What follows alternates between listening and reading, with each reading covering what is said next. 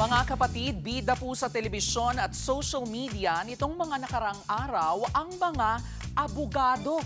Bago po silang tawaging attorney, sumuot ang mga abogadong yan sa butas ng karayom.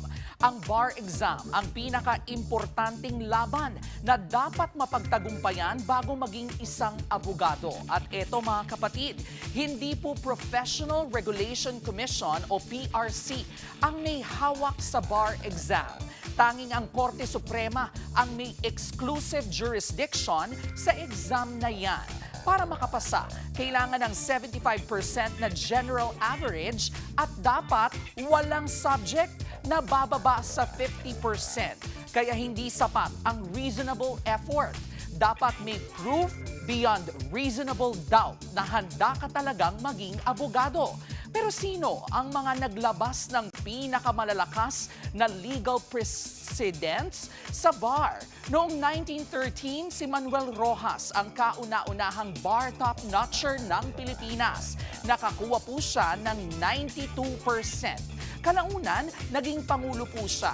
Noong 1936, si Diosdado Macapagal ang nanguna na may 89.95% at makalipas lang ang 3 taon, si Ferdinand Marcos Sr. naman ang nagtop na may 92.35%. Sustained dahil pareho rin silang naging pangulo ng bansa. Pero may landmark case sa kasaysayan. Si Tekla San Andres Ziga ang unang babaeng bar top-notcher sa bansa. At hindi lang yan, 99% ang nakuha niya sa remedial law. Almost perfect na yan ha. Noong 1944 naman, tabla sa first place sina Jose Diokno at Jovito Salonga. At pareho po silang naging senador. Pero ito ang record na hanggang ngayon, wala pa rin pong nakaka-overrule. Noong 1954, nakakuha po si Justice Florence Regalado ng 96.70%. Yan na po ang pinakamataas na bar exam rating sa kasaysayan ng Pilipinas. Mga kapatid, ang bar exam ay hindi lang labanan ng mga magagaling mag-memorize. Sinusubok po nito ang tiyaga, disiplina at integridad ng mga gustong maging abogado.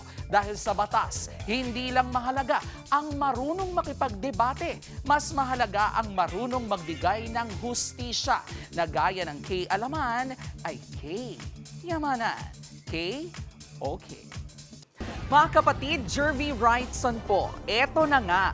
Para sa latest showbiz news at iba pang K-alaman, mag-follow at mag-subscribe na sa social media pages ng News 5.